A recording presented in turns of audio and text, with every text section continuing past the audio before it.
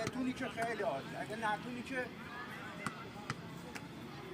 بذار یه بار بخوره زن.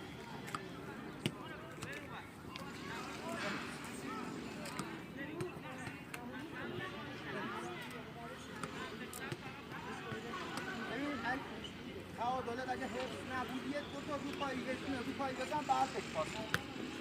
اما اول نظر نیست تو اتاق کنترل راحت پاسش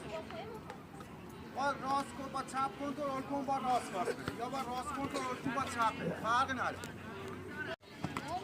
خوب برش بنداز خوب برش بنداز بدون وقتی الان میخوای باید با رون کنترل کنه باید یه جوری بنداز که بیاد و رونش تو آباری کرده آباری کرده